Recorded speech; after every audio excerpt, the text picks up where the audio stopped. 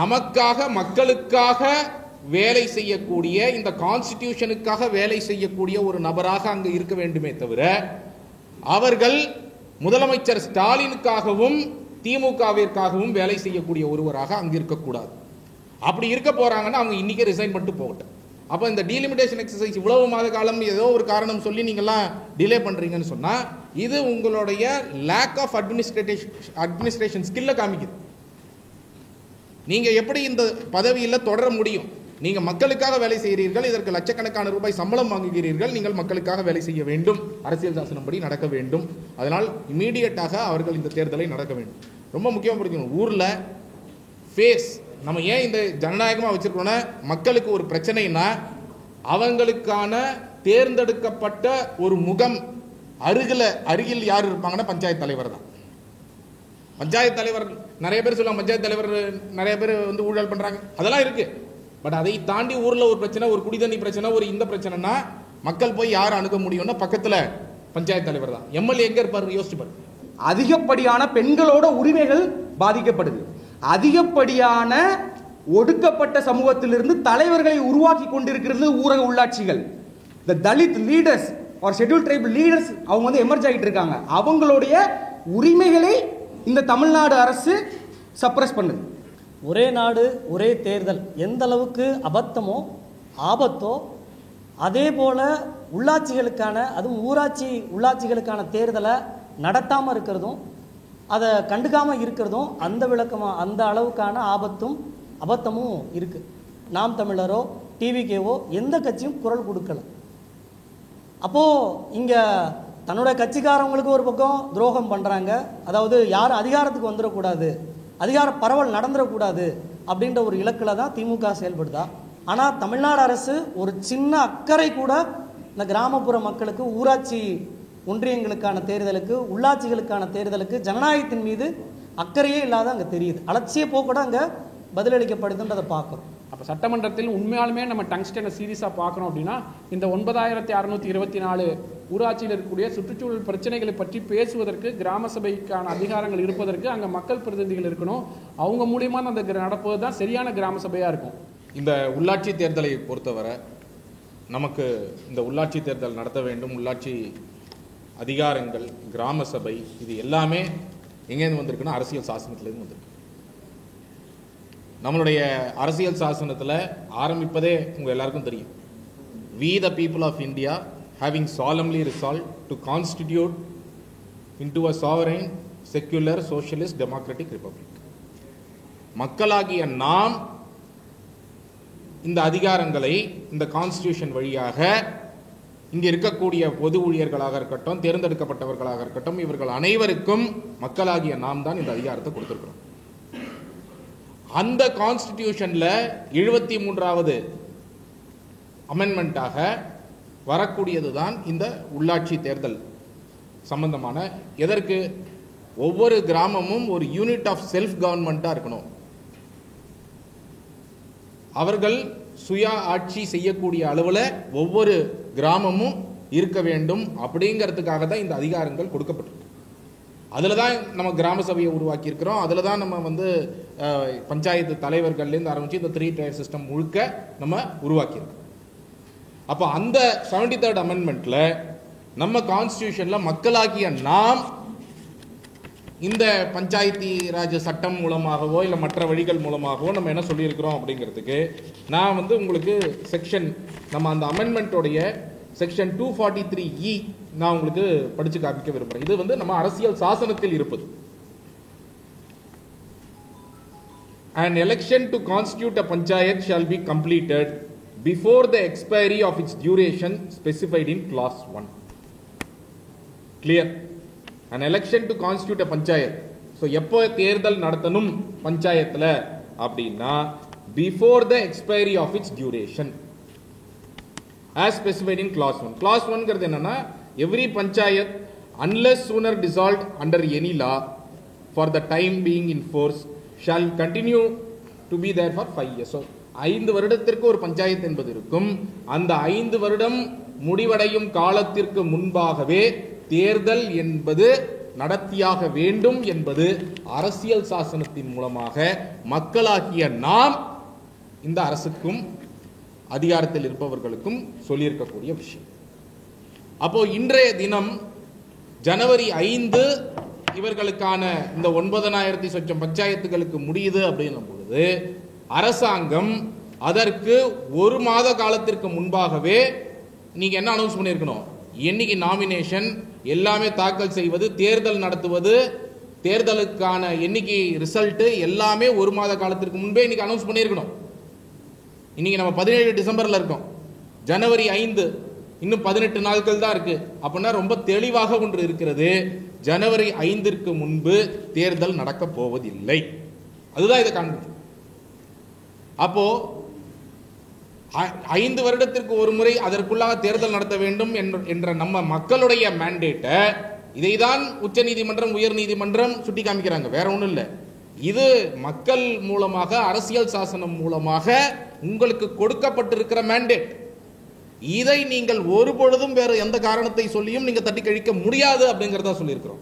So state election கமிஷனராக இருக்கக்கூடிய ஜோதி நிர்மலா சாமி IAS அவர்கள், ஐஏஎஸ் ரிட்டையர்ட் அவர்கள், நமக்காக மக்களுக்காக வேலை செய்யக்கூடிய, இந்த கான்ஸ்டிடியூஷனுக்காக வேலை செய்யக்கூடிய ஒரு நபராக அங்கு இருக்க வேண்டுமே தவிர அவர்கள் முதலமைச்சர் ஸ்டாலினுக்காகவும் திமுகவிற்காகவும் வேலை செய்யக்கூடிய ஒருவராக அங்கு இருக்கக்கூடாது. அப்படி இருக்க போறாங்கன்னா அவங்க இன்னைக்கு ரிசைன் பண்ணிட்டு போகட்டும். ரெஜிஸ்ட்ரேஷன் டிபார்ட்மெண்ட்ல பல்வேறு ஊழல்கள் நடந்தது, அதை பாதுகாப்பதற்கு அவர்கள் உதவினார் அப்படிங்கிறதுக்காக இன்றைக்கு அவர்களுக்கு ஒரு ப்ளம் போஸ்ட் கொடுக்கப்பட்டிருக்கிறது. அந்த ப்ளம் போஸ்டை வைத்துக்கொண்டு நீங்க பே ஆஃப் பண்றீங்களா? திரும்ப இன்னைக்கு தேர்தல் நடக்காம டிலே பண்றதன் மூலமாக என்ன செய்றீங்க? நீங்க இத்தனை நேரத்துக்கு தேர்தல் அனௌன்ஸ் பண்ணியிருக்கணுமா இல்லையா? அப்போ தேர்தலை இதுவரை ஜோதி நிர்மலா சாமி அனௌன்ஸ் பண்ணாட்டா இன்னைக்கு அவங்களை போய் சந்தித்து இருக்கிறார்கள். சந்தித்திருக்கும் பொழுது அவர்கள் சொல்வது, நான் முடிவு செய்வேன், நீங்கள் முடிவு செய்ய முடியாது. அரசியல் சாசனம் ஆல்ரெடி முடிவு பண்ணியிருக்கு. நீங்க அரசியல் சாசனத்தின் படி வேலை செய்வதுதான் உங்களுடைய வேலை. 5 வருடத்திற்கு முன்பு தேர்தல் நடத்த வேண்டும் என்ற அரசியல் சாசனம் சொல்லியிருக்கு அப்படின்னு சொன்னா அதன்படி வேலை செய்வதுதான் உங்கள் வேலையை தவிர, திமுக ஆட்சியில் இருக்கிற அவங்க என்ன சொல்றாங்க, அவங்களுக்கு எப்போ சொகுசா தேர்தல் நடத்தணும், அவங்க எப்போ முடிவு பண்றாங்க அப்படிங்கிறதுக்கு ஏற்றாற்போல் தேர்தல் நடத்துவதற்கு நீங்க இங்க இல்லை. ஸோ அதனால இதை தெளிவாக இந்த பிரஸ் கான்ஃபரன்ஸ் மூலமாக இம்மீடியட்டா அவங்க இன்னைக்கு நாளைக்கு எலெக்ஷன் அனௌன்ஸ் பண்ணும். என்ன இருக்கு, நாமினேஷன் தாக்கல் செய்து இந்த டீலிமிட்டேஷன் வார்டு இது எவ்வளவு, உங்களுக்கு எவ்வளவு காலம் தேவை? நீங்க எவ்வளவு மாசம் ஆயிடுச்சு? இதெல்லாம் 1 மாசம் 2 மாசத்துல முடிக்க முடியாது அப்படின்னு சொன்னா அது ஜோதி நிர்மலா சாமி ஐஏஎஸ் மற்றும் இந்த அரசாங்கத்துடைய, ஏன்னா அது கலெக்டர்கிட்ட சொல்லி நோட்டிஃபை பண்ணி அவங்க பண்ணணும் கடைசியில். இப்போ இது இவர்களுடைய நிர்வாக திறமையின்மையை காண்பிக்குது அப்படின்னு அர்த்தம். நாங்க பொலிட்டிக்கல் ரீசனுக்காக ஜோதி நிர்மலா சாமி அவர்கள், நான் பொலிட்டிக்கல் ரீசனுக்காக நான் இதை தள்ளி போடவில்லை அப்படின்னு சொன்னீங்கன்னா, அப்போ இந்த டீலிமிட்டேஷன் எக்ஸசைஸ் இவ்வளவு மாத காலம் ஏதோ ஒரு காரணம் சொல்லி நீங்கள்லாம் டிலே பண்றீங்கன்னு சொன்னா இது உங்களுடைய லேக் ஆஃப் அட்மினிஸ்ட்ரேஷன் ஸ்கில்லை காமிக்குது. நீங்க எப்படி இந்த பதவியில் தொடர முடியும்? நீங்க மக்களுக்காக வேலை செய்கிறீர்கள், இதற்கு லட்சக்கணக்கான ரூபாய் சம்பளம் வாங்குகிறீர்கள், நீங்கள் மக்களுக்காக வேலை செய்ய வேண்டும், அரசியல் சாசனப்படி நடக்க வேண்டும். அதனால் இமீடியட்டாக அவர்கள் இந்த தேர்தலை நடக்க வேண்டும். ரொம்ப முக்கியமாக புரிஞ்சுக்கணும், ஊர்ல ஃபேஸ் நம்ம ஏன் இந்த ஜனநாயகமாக வச்சிருக்கோம்னா, மக்களுக்கு ஒரு பிரச்சனைனா அவங்களுக்கான தேர்ந்தெடுக்கப்பட்ட ஒரு முகம் அருகில் யார் இருப்பாங்கன்னா பஞ்சாயத்து தலைவர் தான். பஞ்சாயத்து தலைவர் நிறைய பேர் சொல்லுவாங்க, பஞ்சாயத்து தலைவர் நிறைய பேர் ஊழல் பண்றாங்க, அதெல்லாம் இருக்கு. பட் அதை தாண்டி ஊர்ல ஒரு பிரச்சனை, ஒரு குடிதண்ணி பிரச்சனை, ஒரு இந்த பிரச்சனைனா மக்கள் போய் யார் அணுக முடியும்னா பக்கத்துல பஞ்சாயத்து தலைவர் தான். எம்எல்ஏ எங்க இருப்பாரு யோசிச்சு பாரு. எம்எல்ஏ அந்த என்டையர் தொகுதியில் அவர் எங்க இருப்பாருன்னு தெரியாது இல்லையா? ரொம்ப தூரம் போகணும், ஒரு எம்எல்ஏவை பார்க்கணும். ஒரு எம்எல்ஏவை அவங்களால மீட் கூட பண்ண முடியாது. ஒரு பொலிட்டிக்கலாக ரொம்ப ஹையர் லெவலில் இருக்கக்கூடியவர், பஞ்சாயத்தில் இருக்கக்கூடியவரை தான் அவங்க ஈஸியாக ஒரு பிரச்சனைக்குன்னு அணுக முடியும். அப்போ அந்த மாதிரி அணுகக்கூடிய ஒருவர் இல்லை அப்படின்னா ஸ்பெஷல் ஆஃபீஸர்னு போட்டு அதிகாரிகள் எந்த அளவுக்கு கொள்ளையடிக்கிறார்கள் அப்படிங்கிறதையும் நாங்கள் பார்த்துருக்குறோம் இல்லையா? கடந்த முறை 2018 அந்த ஸ்மார்ட் சிட்டி ஊழல்லாம் இங்கே சென்னை கார்பரேஷன் எந்த அளவுக்கு அடிச்சாங்க கண்கூடாக பார்த்துருக்குறோம். தேர்ந்தெடுக்கப்பட்ட கவுன்சில் இல்லை, அப்போ எதுவுமே கிடையாது, கேள்வி கேட்பதற்கு யாரும் கிடையாது அப்படிங்கிற ஒரு நேரத்தில் என்ன மாதிரிலாம் நடந்ததுங்கிறதெல்லாம் நம்ம பார்த்துருக்கோம். அப்போ மீண்டும் அது போல ஒரு ஸ்பெஷல் ஆஃபீஸர் ராஜ்யம் வரக்கூடாது, நடக்கக்கூடாது. இமீடியட்டாக தேர்தலை நடத்துங்கள். இதுதான் எங்களுடைய கோரிக்கை. இப்போ நடந்துகிட்டு இருக்கிறது என்ன அப்படிங்கிறத சுருக்கமாக சொல்கிறேன். இப்போ இந்த கான்ஸ்டியூஷன் ஆஃப் இந்தியா, இந்த அரசியலமைப்பு சட்டம் என்ன சொல்லுது அப்படின்னா எலெக்ஷன் நடத்தணும்னு சொல்கிறாங்க. அந்த எலெக்ஷன் நடத்தாதனால என்ன ஆகுது அப்படின்னா அடித்தட்ட மக்களுடைய உரிமைகள் பறிக்கப்படுகிறது. The fundamental rights of citizens have been suppressed. அது யாரோட உரிமைகள் பறிக்கப்படுது அப்படின்னு பார்த்தீங்கன்னா, இப்போ தோழமை அமைப்புகள்லேருந்து பேசியிருப்பாங்க, குறிப்பாக பெண்கள், அதிகப்படியான பெண்களோட உரிமைகள் பாதிக்கப்படுது. அதிகப்படியான ஒடுக்கப்பட்ட சமூகத்திலிருந்து தலைவர்களை உருவாக்கி கொண்டிருக்கிறது ஊரக உள்ளாட்சிகள். The Dalit leaders or scheduled tribal leaders அவங்க வந்து எமர்ஜ் ஆகிட்டு இருக்காங்க. அவங்களுடைய உரிமைகளை இந்த தமிழ்நாடு அரசு சப்ரஸ் பண்ணுது. ஒடுக்குமுறை, இது வந்து ஜனநாயக ஒடுக்குமுறை அப்படிங்கிறத நான் தெளிவாக இந்த இடத்துல ஆணித்தனமாக நான் பதிவு பண்ணுறேன். இப்படி இந்த ஒடுக்குமுறை ஆயிட்டு இருக்கிறப்போ இவங்க எல்லாருமே சொல்லியிருந்தாங்க, நம்ம கடந்த காலத்தில் கொரோனா பீரியட்லையுமே வந்துட்டு இந்த ஸ்பெஷல் ஆஃபீஸர்ஸ் மூலமாக வந்துட்டு எல்லாரையும் அப்பாயிண்ட் பண்ணிட்டு பார்த்தீங்கன்னா ஒவ்வொரு நடவடிக்கையிலையும் டே டு டே அஃபேர்ஸ் இந்த அட்மினிஸ்ட்ரேஷன் சொல்லுவாங்க, அவங்க தினசரி வாழ்க்கையில் வந்துட்டு பல்வேறு பிரச்சனைகளை இந்த அடித்தட்டு மக்கள் வந்து இது பண்ணுறாங்க. இப்போ இது குறிப்பாக நாங்கள்லாம் அந்த ஜோதி நிர்மலா சாமி ஐஏஎஸ் அவர்களை பார்க்குறப்போலாம் அவங்க என்ன சொல்கிறாங்கன்னா டீலிமிட்டேஷன், இந்த வரையறை அப்படிங்கிறத சொல்கிறாங்க. இந்த இதை சொல்கிறப்போ நீங்கள் பார்த்தீங்கன்னா இந்த டீலிமிட்டேஷன் இப்படி போயிட்டு இருக்கு, இதெல்லாம் நடத்திட்டு இருக்கோம் அப்படிங்கிறத யார் வந்து மக்களுக்கு எடுத்து கொண்டு போய் சொல்லுவா? அது தமிழ்நாடு அரசோட கடமை அல்லவா? அது ஜோதி நிர்மலா சாமி அம்மையார் அவர்களுடைய கடமை அல்லவா? அதை எடுத்து சொல்ல தவறி இருக்கிறார்கள். இப்போ எங்கள் ஊர் பக்கத்தில் இருக்கிறவங்க தான் நான் பேசணும் அப்படின்னா பேச்சுவாக்கில் பேசுகிறாங்க. ஒரு 2 பெண்கள் வந்து பேசிக்கிறாங்க, 100 நாள் வேலை திட்டத்தை பார்ப்பாங்க. ஏத்தா என்னத்தா உன்னை வந்து இப்போ வந்து நம்ம இது நகராட்சியாக மாற போகலாமால்தா, என்னதான் பண்ண போகிறோம், நமக்கு 100 நாள் வேலை இல்லையா அப்படிங்கிறத ஒரு கன்ஃபியூஷன்ல இருக்கிறாங்க. மக்களை குழப்பி கொண்டிருக்கிறார்கள். இந்த குழப்பத்தை உடனே தடுத்து நிறுத்த வேண்டும். நீங்க முன்னாடியும் சொன்னீங்க, அதிமுக ஆட்சி காலத்திலும் ஸ்பெஷல் ஆபீசரை போட்டு அவங்க பார்த்து போறாங்க, இவங்க காலம் முடிஞ்சிச்சு அப்படின்னு. நீங்க திமுக அரசும் அதுவே சொல்றீங்க அப்படின்னா என்ன வேறுபாடு? இப்ப அண்ணா வந்து சொல்லிட்டு இருந்தாரு, பிரியம்பிள் பத்தி எல்லாம் பேசிட்டு இருந்தாரு. அதுல ஜஸ்டிஸ், சோசியோ எக்கனாமிக் பொலிட்டிக்கல் சொல்லுது, சமூக நீதி, பொருளாதார நீதி, அரசியல் நீதி. அரசியல் நீதியை இந்த திமுக அரசு உறுதிப்படுத்தி இருக்கிறதா? இந்த ஊரக உள்ளாட்சிகளுக்கு இந்த அரசியல் நீதியை சிதறடிச்சிருக்குது. ஸோ ஆகவே இந்த ஊரக உள்ளாட்சி தேர்தல் உடனடியாக நடத்த வேண்டும் என்று தோழமைப்புகளுடன் சேர்ந்து வேண்டி கேட்டுக்கொள்கிறேன். ஒரே நாடு ஒரே தேர்தல் எந்த அளவுக்கு அபத்தமோ ஆபத்தோ அதே போல உள்ளாட்சிகளுக்கான, அதுவும் உள்ளாட்சிகளுக்கான தேர்தலை நடத்தாமல் இருக்கிறதும் அதை கண்டுக்காமல் இருக்கிறதும் அந்த அளவுக்கான ஆபத்தும் அபத்தமும் இருக்குது. அதனால தான் இந்த ஊரக உள்ளாட்சி தேர்தலை உடனடியாக நடத்தணும்னு கேட்குறோம்.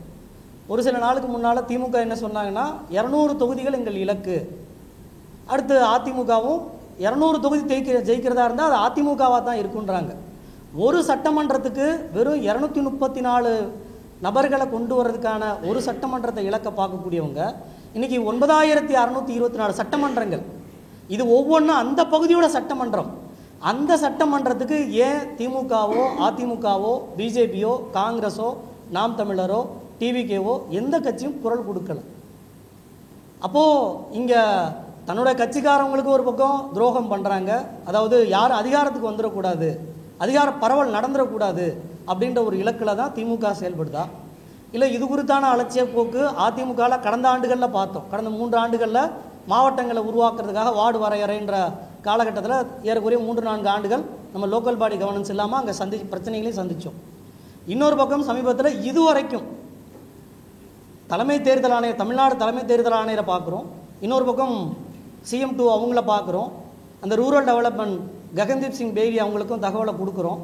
ஆனால் தமிழ்நாடு அரசு ஒரு சின்ன அக்கறை கூட இந்த கிராமப்புற மக்களுக்கு, ஊராட்சி ஒன்றியங்களுக்கான தேர்தலுக்கு, உள்ளாட்சிகளுக்கான தேர்தலுக்கு ஜனநாயகத்தின் மீது அக்கறையே இல்லாத அங்கே தெரியுது. அலட்சிய போக்கூட அங்கே பதிலளிக்கப்படுதுன்றதை பார்க்குறோம். அப்போது இதை குறித்து தமிழ்நாடு அரசு வெளிப்படையாக இந்த நேரத்துக்கு அறிவிச்சிருக்கணும். கடந்த ஆகஸ்டில் கூட தருமபுரியில், கள்ளக்குறிச்சியில், சேலத்தில் விடுபட்டு போன உள்ளாட்சி தேர்தல்கள் நடந்தது. நம்ம ஜோதி நிர்மலா சாமி ஐஏஎஸ் பொறுப்புக்கு வந்து மார்ச் மாதத்தில் ஏறக்குறைய 8-9 மாதத்துக்கு மேலே ஆயிடுச்சு. ஆனால் இதுக்கான சின்ன முகாந்திரங்கள் கூட அவங்க செய்யலை அப்படின்னா அப்போ ஜனநாயக ரீதியான பரவல் இங்கே உள்ளார இருக்கக்கூடாதுன்னு நினைக்கிறாங்களா? ஆளுங்கட்சியுடைய துணை விங்காக இந்த தமிழ்நாடு தேர்தல் ஆணையம் செயல்படுதா? எந்த அறிவிப்பாவது இது வரைக்கும் வந்திருக்கணும்ல. அப்போது இதெல்லாம் நம்ம கேள்வி எழுப்ப வேண்டியது இருக்குது. ஏன் ஊரக உள்ளாட்சி ரொம்ப முக்கியம் அப்படின்னா, அது ஏற்கனவே சொன்னது போல தான் 12,524 சட்டமன்றங்கள். தமிழ்நாட்டில் ஒரு சட்டமன்றம் இல்லை, ஒவ்வொரு பஞ்சாயத்தும் சட்டமன்றம். அந்த மக்களுக்கு என்ன வேணும்னு அவங்க தான் அங்கே முடிவு பண்ண முடியும். நீங்கள் எங்கேயோ உட்காந்து கோட்டையில் உட்காந்துட்டு அந்த மக்களோட தலையெழுத்தை மாற்ற நினைக்கிறது அதிகார பரவலுக்கு எதிரானது. அதிகார பரவலை பேசக்கூடிய இல்லை மேடைகள் தோறும் உறக்கக்கூடிய திமுக அரசு ஏன் இதை பற்றினா எந்த அறிவிப்பையும் வெளியிடலை? அங்கே பக்கம் ஒன்றிய அரசினுடைய ஒரே நாடு ஒரே தேர்தல் இப்போ நடந்துக்கிட்டு இருக்கு, பார்த்துருப்பீங்கன்னு நினைக்கிறேன். அதை எதிர்க்கிறோம். ஆனால் இங்கே அதிகாரத்தை நம்ம பிரித்து கொடுக்க மாட்டோம் அப்படின்றது என்ன விதமான மனநிலை? உடனடியாக தமிழ்நாடு அரசு ஊரக உள்ளாட்சி தேர்தலுக்கான அறிவிப்பை முறையாக வெளியிடணும், உடனடியாக நடத்தணும் அப்படின்றது நம்ம கோரிக்கையாகும். எல்லா பத்திரிகை நண்பர்களுக்கும் வணக்கம். இன்றைக்கி இந்த பத்திரிகையாளர் சந்திப்பு தமிழ்நாட்டில் 28 மாவட்டங்களில் ஊரக உள்ளாட்சி தேர்தல்கள் நடத்தப்பட வேண்டியிருக்கு. அது உடனடியாக நடத்த வலியுறுத்தி இந்த பத்திரிகையாளர் சந்திப்பை கூட்டியிருக்கோம். Thannatchi, Arappor Iyakkam, voice of people, institute of grass roots governance IGG, அப்புறம் தோழன் ஆகிய 5 அமைப்புகள் சேர்ந்து இந்த பத்திரிகையாளர் சந்திப்பை நடத்துகிறோம்.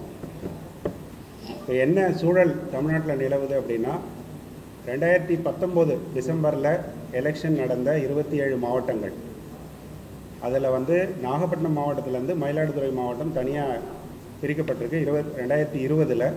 ஸோ மொத்தமாக 28 மாவட்டங்களில் 91,975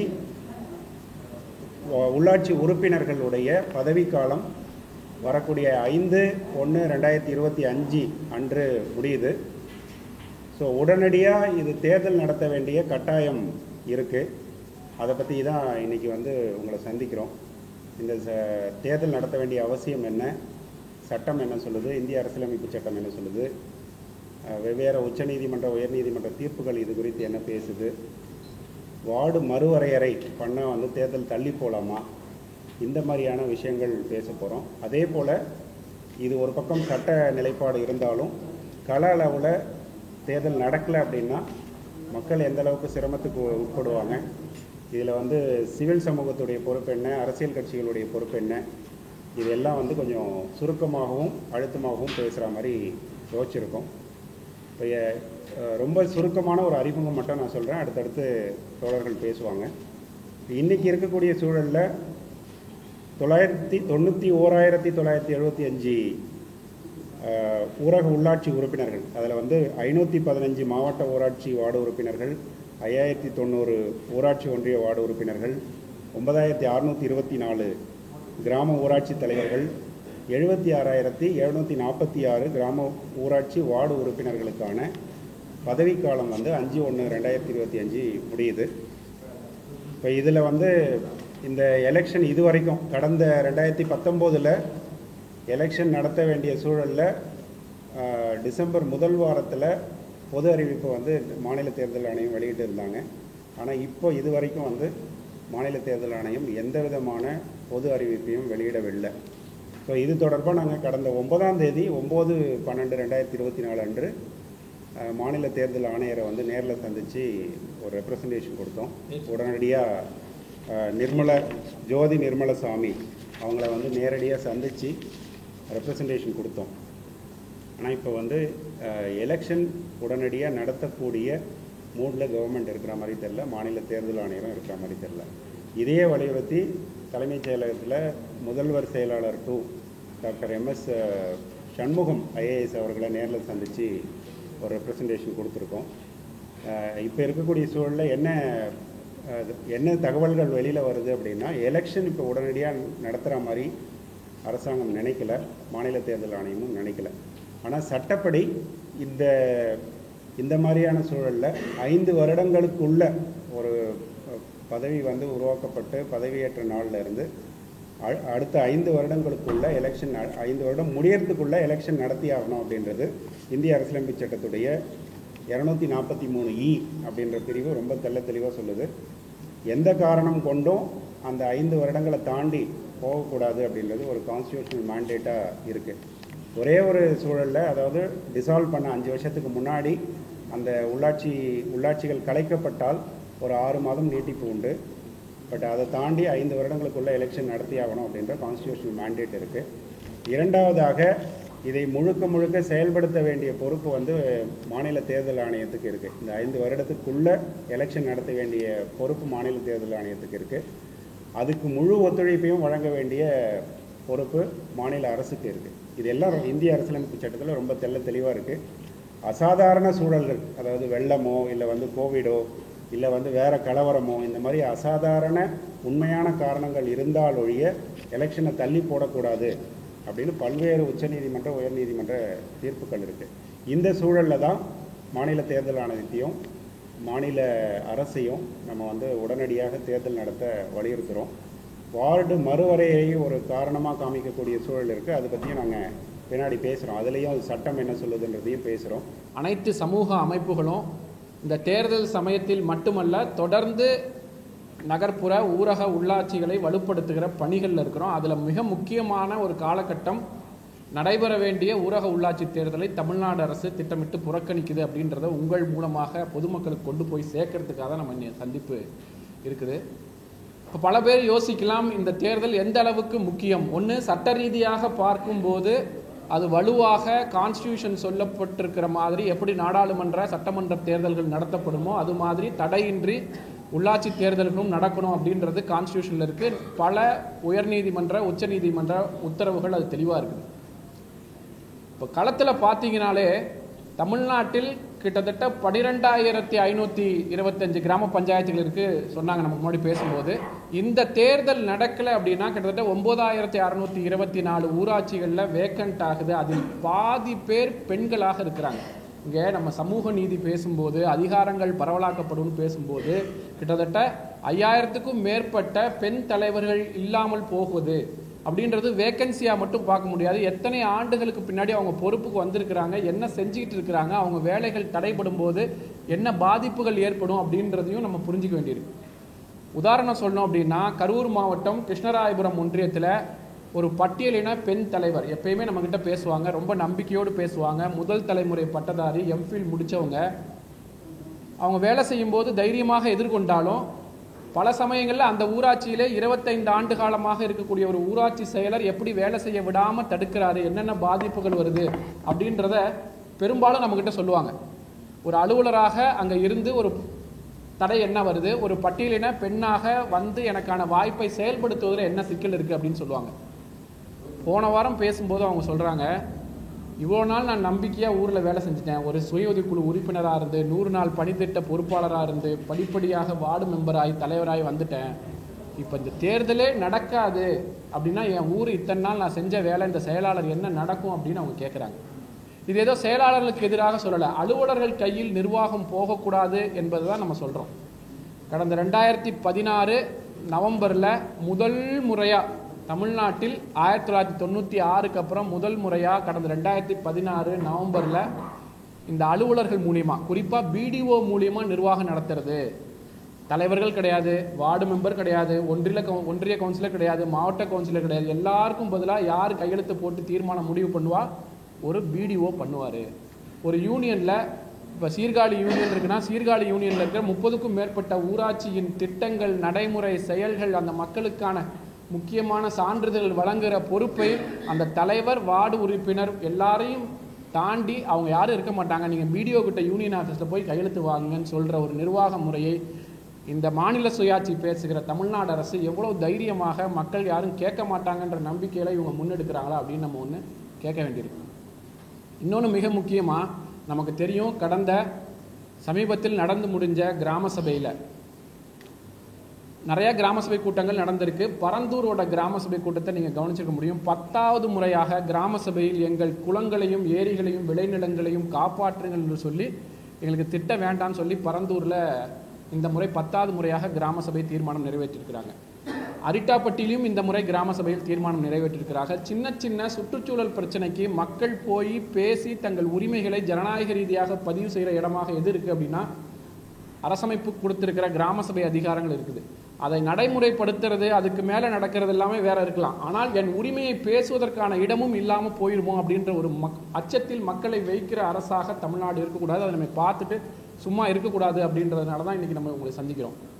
நீங்கள் கேட்கலாம், பல சமயத்தில் தலைவர் தான் இருக்க மாட்டாங்க, கிராம சபை நடக்க தானே போகுது அப்படின்னா, தலைவர்கள் இருக்கும்போது கூட அந்த கிராம சபையில் என்ன பேசணும், அதோடைய தீர்மானம் எந்த அளவு நிறைவேற்றணும், எதை நிறைவேற்றணும், எதை நிறைவேற்றக்கூடாது என்கிற அழுத்தம் மாவட்ட அளவிலிருந்து ஊராட்சி செயலர் மூலியமாக ஒவ்வொரு ஊராட்சியிலும் இன்றைக்கி நடந்துகிட்டு இருக்கிற ஒரு விஷயமாக தான் இருக்குது.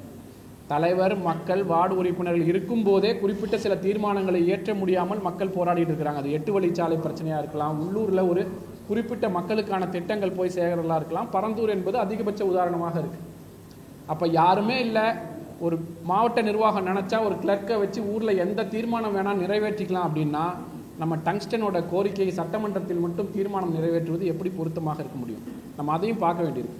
நீங்கள் தமிழ்நாட்டில் சென்னையிலிருந்து முதல்ல பேசின தோழர் சொன்ன மாதிரி சென்னையிலிருந்து நிர்வாகம் பண்ணுவது ஜனநாயக முறையாக இருக்காது என்பது சட்ட ரீதியாக தெரிந்தாலும், உணர்வுபூர்வமாக கள நிறுவனத்திலிருந்து நம்ம புரிந்து கொள்வது, சென்னையிலிருந்து கலெக்டரை வச்சு நிர்வாகம் பண்ணுவதற்காக நம்ம இது அப்படி இல்லை.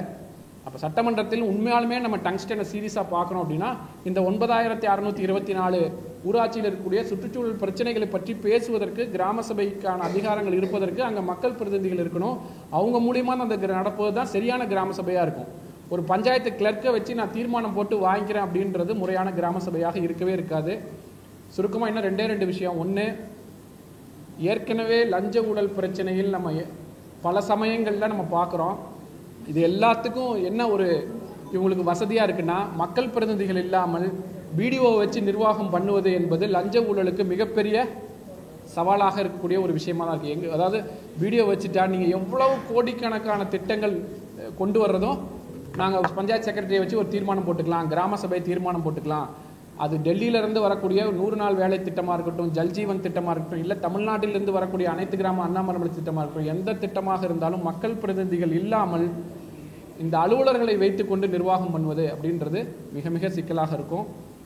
இதில் நம்ம இறுதியாக ஒரே ஒன்று புரிஞ்சிக்க வேண்டியது, இந்த 9624 ஊராட்சிகளில் 50% பெண்கள் இருக்கிறாங்க. பல பட்டியல் பழங்குடி தலைவர்கள் இருக்கிறாங்க. முதல் தலைமுறையாக பல ஒடுக்குமுறைகளை தாண்டி அவங்க தலைவராக வந்து நின்று வேலை செய்கிறாங்க அப்படின்னா இப்போ தான் அவங்க நிர்வாகம் கற்றுக்கிறாங்க. அப்போ அவங்களுக்கான ஜனநாயக உரிமையான ஒரு தேர்தலை முறையாக நடத்த வேண்டும் என்பது தமிழ்நாடு அரசுடைய, தமிழ்நாடு மாநில தேர்தல் ஆணையத்துடைய அடிப்படை கடமையாக இருக்குது. அது கேட்க வேண்டியது, அதை செயல்படுத்த வேண்டியது நம்ம அனைவருடைய பொறுப்பாக இருக்குது. இப்போ டீலிமிட்டேஷன் பொறுத்த வரைக்கும் இது தமிழ்நாடு மாநில அரசு மட்டும் இல்லாமல் பல்வேறு மாநிலங்களில் டீலிமிட்டேஷனை ஒரு ஸ்ட்ராட்டஜியாக யூஸ் பண்ணி எலெக்ஷனை தள்ளி போடுறதுக்கான முயற்சிகள் நடந்திருக்கு. நம்ம கேஸ் லாஸ் எல்லாத்தையும் எடுத்து பார்த்தோம்னா மத்திய பிரதேஷ் ஆகட்டும், மகாராஷ்டிரா ஆகட்டும், அருணாச்சல் பிரதேஷ் ஆகட்டும், இந்த மாதிரி பல்வேறு மாநிலங்களில் டீலிமிட்டேஷனை காரணம் காமிச்சு எலெக்ஷனை தள்ளி போடுற முயற்சிகள் நடக்குது. இப்போ எலெக்ஷன் தள்ளி போட்டால் ஆப்வியஸ்லி போன முறை நடந்த மாதிரி பல்வேறு மத்திய அரசுடைய நிதி, ஒன்றிய நிதிகள்லாம் நீங்கள் எலெக்ஷன் நடத்தினா தான் அனுப்புவோம் அப்படின்ற ஒரு சூழல் உருவாகுது. இது அடுத்த கட்டம். இப்போ ஃபண்டு வராமல் போகும் அப்படின்றது இன்னும் ஒரு 6 மாதம் பொறுத்து, 1 இயர் பொறுத்து நடக்கக்கூடிய விஷயம். ஆனால் இன்றைக்கி டீலிமிட்டேஷனை காரணம் காமிக்கிறதுன்றது மக்களை ஏமாற்றக்கூடிய செயலாக இருக்குது அப்படின்றத நம்ம ரொம்ப தெளிவாக பதிய வைக்க வேண்டிய அவசியம் இருக்குது. ஏன்னா 2016 ஆகட்டும், 19 ஆகட்டும், அதிமுக அரசு மாவட்டங்களை பிரித்து எலெக்ஷனை தள்ளி போட்டாங்க. இவங்க கிராம ஊராட்சிகளை டவுன் பஞ்சாயத்தாக, நகராட்சியாக, மாநகராட்சியாக இணைக்கிறது மூலமாக எலெக்ஷனை தள்ளி போடணும் அப்படின்ற எண்ணத்தில் இருக்கிறதா தெரியுது. இப்போ ஏன்னா இது வரைக்கும் நோட்டிஃபிகேஷன் வரல. டீலிமிட்டேஷன் பற்றி அஃபீஷியலாக இப்போ நாங்கள் தன்னாட்சி சார்பாக ஆர்டிஐ போட்டோம். எந்தெந்த கிராம ஊராட்சிகள்லாம் இணைக்கிறீங்க லிஸ்ட்டு கொடுங்கன்னு ஆர்டிஐ போட்டோம். ஆர்டிஐக்கு பதில் இல்லை. நீங்கள் பல்வேறு திட்டங்களில் நாங்கள் ஜூன் ஜூலையிலே போட்டோம், இது வரைக்கும் வரல. அடுத்த கட்டத்துக்கு போனோம். இப்போ என்னென்னா திமுக அரசு பரந்தூர் இஷ்யூ ஆகட்டும், மேல்மா இஷ்யூ ஆகட்டும், எல்லா இஷ்யூலையுமே வெளிப்படைத்தன்மை இல்லாமல் செயல்படுறது அப்படின்றது ரொம்ப தெளிவாக வந்துட்டுருக்கு. இப்போ இந்த விஷயத்துலேயும் டீலிமிட்டேஷன் ஆகட்டும், இல்லை தேர்தல் ஆகட்டும், வெளிப்படைத்தன்மை சுத்தமாக இல்லை. அது ஏன் வெளிப்படைத்தன்மை இல்லாமல் இருக்குது அப்படின்றத கவர்மெண்ட் கண்டிப்பாக பதில் சொல்லி தான் ஆகணும். ஏன்னா இப்போ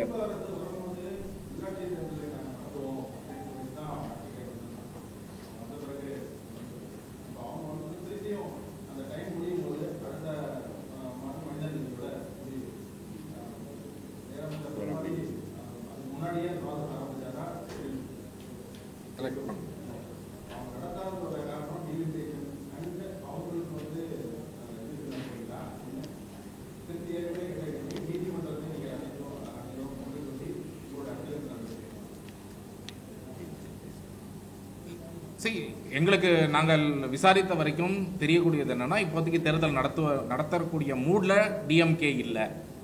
ஃபர்ஸ்ட் ஆஃப் ஆல் இது election commission, state election commission தான் முடிவு பண்ணணும். ஆனால் நம்ம எல்லாருக்கும் தெரியும் இது யார் முடிவு பண்ணுறாங்க அப்படின்னு சொல்லிட்டு. அதற்கு காரணம் பல்வேறு காரணங்கள் சொல்லப்படுது. ஒரு முக்கியமான காரணம் என்ன சொல்லப்படுது கேள்விப்படுறோம் அப்படின்னு சொன்னால், அவர்களுடைய கட்சியில் இருக்கக்கூடியவர்கள் நாளைக்கு சட்டமன்ற தேர்தலுக்கு மிகப்பெரிய அளவில் உழைக்கணும் அப்படின்னு சொன்னால், பஞ்சாயத்து தேர்தலில் போஸ்டிங் கொடுப்போம், பஞ்சாயத்து தேர்தலில் உங்களுக்கு வாய்ப்பு இருக்குன்னு சொல்லி அவங்கள வேலை செய்ய வைக்கலாம். இன்னைக்கு நடத்திட்டோம் அப்படின்னு சொன்னால் ஒருத்தர் சந்தோஷமாக இருப்பார், இன்னொரு 4 பேர் வருத்தமாயிருவாங்க. அப்போ வருத்தமாயிட்டாங்கன்னா அவங்க நாளைக்கு சட்டமன்ற தேர்தலுக்கு வேலை செய்யலைன்னா நாளைக்கு சட்டமன்ற தேர்தலை இது பாதிக்கும். அப்படிங்கிறதுனால இன்று திமுக இதை தள்ளி போடுகிறது அப்படின்னு சொல்லி நாங்கள் கேள்விப்பட்டோம். இது முதலமைச்சர் ஸ்டாலின் அவர்கள் இது உண்மையா இல்லையா அப்படிங்கிறது அவர் தான் விளக்க வேண்டும். அப்போ இந்த காரணத்திற்காக, இது ஒரு பொலிட்டிக்கல், உங்களுடைய கட்சி காரணத்திற்காக நீங்கள் ஒரு உள்ளாட்சி தேர்தலையே இந்த மாதிரி தள்ளி போடுறீங்க அப்படின்னு சொன்னால் இது உண்மையாக கண்டிக்க வேண்டிய ஒரு விஷயம். அப்போ இதுதான் நாங்கள் ஸ்டேட் எலெக்ஷன் கமிஷனர் கேட்குறோம். நீங்கள் why are you playing along with the government? நீங்கள் இண்டிபெண்டாக முடிவெடுக்க வேண்டிய பர்சன், நீங்கள் இண்டிபெண்டாக நான் தேர்தலை நடத்துவேன் என்று சொல்ல வேண்டிய இடத்துல நீங்கள் இருக்கிறீங்க. மக்களுக்காக செய்ய வேண்டிய இடத்துல நீங்கள் இருக்கிறீங்க, நீங்கள் செய்ய வேண்டும். லீகலாக அஃப்கோர்ஸ் நாங்கள் டிஸ்கஸ் பண்ணிட்டு இருக்கிறோம். ஸோ எல்லா பாசிபிலிட்டிஸும் பார்த்துட்டு அடுத்த கட்டமாக இந்த கேம்பெயின் நம்ம இதை மக்கள் இடத்திலும் எடுத்துகிட்டு போய் கொண்டு விட்டு அதற்கு பிறகு சட்ட ரீதியாகவும் எடுப்பதற்கு தயாராக. போன தடவையும் 9 தனியாக தான் நடக்குது, அதே போல தொடர்ந்து நடக்குது. இல்லை, அதாவது இப்போ நீங்கள் இதை தான் ஒன் நேஷன் ஒன் எலெக்ஷனுக்கு காரணமாக சொல்கிறார்கள் இல்லை மத்திய அரசாங்கம். இதைதான் அவங்க காரணமா சொல்றாங்க. அதற்கு அதாவது ஜனநாயகத்தை, டெமோக்ரஸியை சப்வர்ட் பண்றதுக்கு இது போன்ற காரணங்கள் ஒப்புக்கொள்ளப்படாத ஒன்று. நம்ம நாடே அந்த ஒரு டைவர்ஸாக இருக்கக்கூடியது தான். அப்படி இருப்பதனால் எந்த பிரச்சனையும் இல்லையா, தவறும் இல்லையா? இல்லை, அந்த 9 மாவட்டங்களுக்கு தனியாக நடந்ததுக்கான காரணம் கூட ஏற்கனவே இருந்த ஆளுங்கட்சி தானே தவிர்த்து மக்கள் கிடையாது. நீங்கள் தனியாக நடத்த வேண்டிய சூழல் எதனால் உருவாச்சு? டீலிமிட்டேஷனை நீங்கள் ஃபோர்ஸ் பண்ணி மக்கள் மேலே திணிச்சதால் உருவாச்சு. அதுக்கு மக்கள் அதுதான். அதாவது இப்போ நீங்கள் சட்டமன்றத்தில் 234 தொகுதிகளில் ஒரு 10 தொகுதிகளில் வேக்கன்சி இருக்குன்னு வச்சுக்கோமே, நீங்கள் இதெல்லாம் ஒன்றா சேர்த்து நடத்திக்கலான்னு பேசுவீங்களா? இது பத்திரிகையாளர் மத்தியிலே இந்த மாதிரியான சிந்தனை போக்கு இருக்குது. அது என்ன நம்ம புரிஞ்சுக்க வேண்டிய விஷயம் என்னென்னா, ஒவ்வொரு பஞ்சாயத்தும் ஒரு அரசாங்கம், ஒவ்வொரு யூனியன் பஞ்சாயத்தும் ஒரு அரசாங்கம், ஒவ்வொரு கிராம பஞ்சாயத்தும் ஒரு அரசாங்கம், ஒவ்வொரு டிஸ்ட்ரிக்ட் பஞ்சாயத்தும் ஒரு அரசாங்கம். எப்போ வேக்கன்சி முடியுதோ அப்போ நடத்த வேண்டியது இந்திய அரசியலமைப்பு சாசனம் சொல்கிற சட்ட நிலைப்பாடு. அதை மீறது அப்படின்றது இல்லீகல். நீங்கள் கான்ஸ்டியூஷனுக்கு அகெயின்ஸ்டாக செயல்படுறீங்கன்னு அர்த்தம். இது ரொம்ப தெளிவாக இதுதான். நமக்கு என்னென்னா, கிராம ஊராட்சிகள் பற்றின புரிதல் குறைவாக இருக்கிறதால, பொதுவாக மக்கள் மத்தியில் புரிதல் கம்மியாக இருக்கிறதால ஒன்றா சேர்த்து நடத்தலாமே, அதனால் என்ன தப்பு அப்படின்ற ஒரு சிந்தனை போக்கு இருக்குது. அது முற்றிலும் ஜனநாயகத்துக்கு விரோதமானது, சட்ட விரோதமானது.